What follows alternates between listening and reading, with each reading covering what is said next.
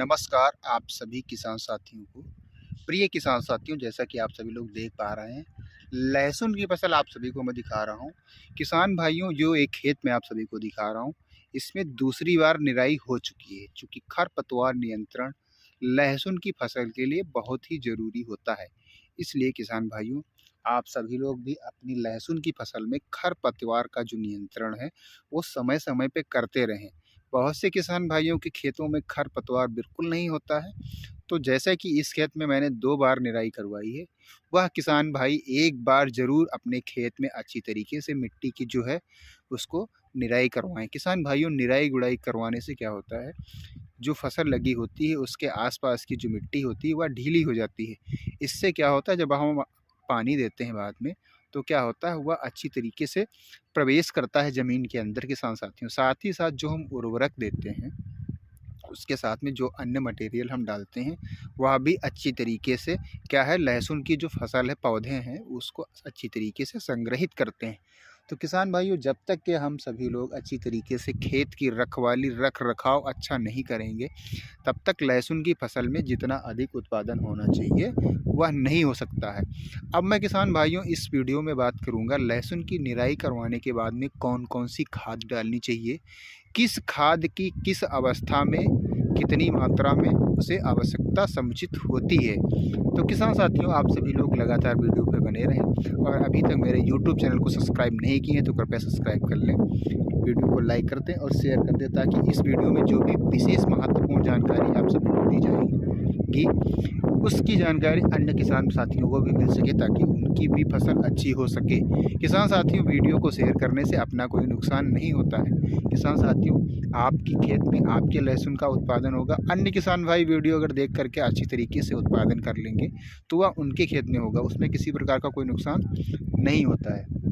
अब मैं बात करूंगा दूसरी बार जो निराई करवा चुका हूं, इसमें कौन कौन सी चीज़ों को हम डालें जिससे हमारे लहसुन के जो पौधे का तना है वह मोटा हो, और जो कंद बनने का स्टार्ट हो गया है नमूना, वह अच्छा अभी से होने लगेगा। तो किसान साथियों, आज मैं बात करूंगा इसमें डीएपी डालना है। किसान साथियों, मेरी लहसुन की फसल 50 दिन की हो गई है, और 50 दिन की लहसुन की अवस्था में डीएपी कितनी मात्रा में डालना है और उसके साथ में क्या डालना होगा, तो अब मैं बताऊंगा। डीएपी आप सभी किसान भाई 50 दिन की अवस्था पे डालें। किसान भाइयों, डाई अमोनियम फॉस्फेट की जो है आवश्यकता लहसुन की फसल को होती है। किसान भाइयों, जब जितना अधिक आप खाद का प्रयोग करेंगे लहसुन की फसल में, क्योंकि लहसुन की एक ऐसी रसीली फसल है, क्योंकि इसकी जो पत्तियां होती हैं उसमें भी रस होता है, तो यह रसीली जो पौधे हैं लहसुन के होते हैं, इसलिए इसमें क्या है, पानी और ज़मीन से खाद और सूक्ष्म पोषक तत्वों की बहुतायत मात्रा में आवश्यकता होती है। इसमें नाइट्रोजन की भी बहुतायत मात्रा में आवश्यकता होती है।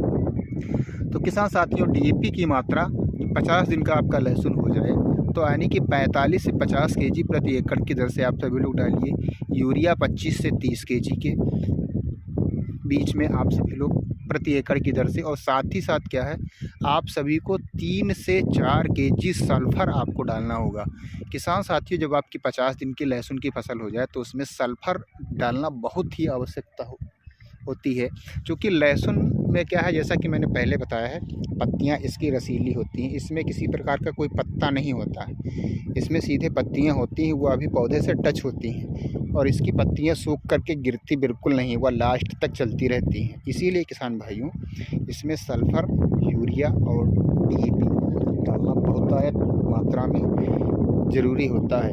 मात्रा किसान साथियों, जैसा कि मैंने बताया है, अब मैं बता रहा हूँ आप सभी को। जैसा कि देख पा रहे हैं, पौधे का जो तना है, ये देख लीजिए, ये निराई कराया गया है, इसलिए पौधा अभी झुका हुआ है। ये 1-2 दिन में पूरा पौधा सीधा हो जाएगा। तो किसान साथियों, जब डीएपी पड़ेगी इसमें, तो क्या है, इस पौधे की जो ग्रोथ है वह और अच्छी हो जाएगी।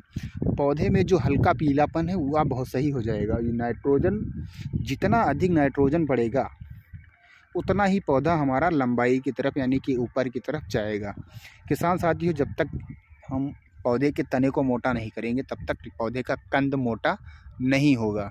जो कंद बनने की अवस्था है वह अब स्टार्ट हो गई। किसान साथियों, सल्फर का प्रयोग इसलिए बहुत ही महत्वपूर्ण हो जाता है लहसुन की फसल में। किसान साथियों, क्या है, जब 45 दिन की 50 दिन की फसल हो गई है, उसमें ये सब चीज़ें डालेंगे। इसी के साथ में क्या है, जब हमने इसकी बुआई की थी और दूसरी बार सिंचाई और निराई करवाई थी, उस समय भी हमने डीएपी, यूरिया और डाला था।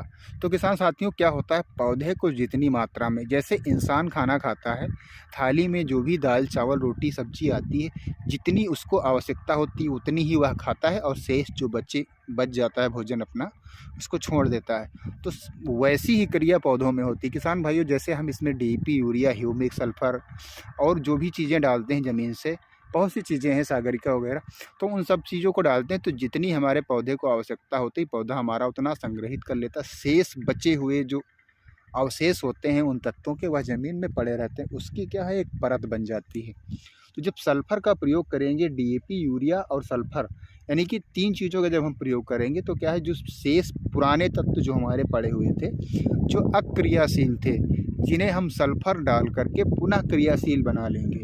तो किसान साथियों, क्या होता है, जब हमारा पौधा 10 से 15 दिन का होता है, तो उसे सूक्ष्म पोषक तत्व जो संग्रहित करता है उसकी मात्रा कम होती है, और हम डोज लगभग वही किसान भाई डालते हैं आप सभी लोग। तो जब 45 से 50 दिन की फसल हो जाती है, तब हम सल्फ़र का अगर प्रयोग करेंगे, तो जो पुराने अवशेष तो पड़े हुए थे तत्व, वह क्या है, पुनः घुलनशील हो जाएंगे, और 50 दिन की जब फसल हो जाती है, तो उसे भोजन की बहुत ही अधिक आवश्यकता होती है। तो वह भी तत्व जो जागृत हो जाते हैं, यानी कि जो क्रियाशील हो जाते हैं, जो अघुलनशील यानी कि परत बना करके पड़े थे ज़मीन में, जो काम नहीं कर पा रहे थे, चाहकर भी पौधों में वह समावेशित नहीं हो पा रहे थे, तो वह पुनः जागृत हो जाएंगे, घुलनशील हो जाएंगे। इससे क्या है, उसका प्रवेश पौधों में हो जाएगा, यानी कि पौधा जो हमारा जितना भोजन उसको चाहिए ज़मीन से, उन सूक्ष्म पोषक तत्वों को अच्छी तरीके से संग्रहित कर लेगा।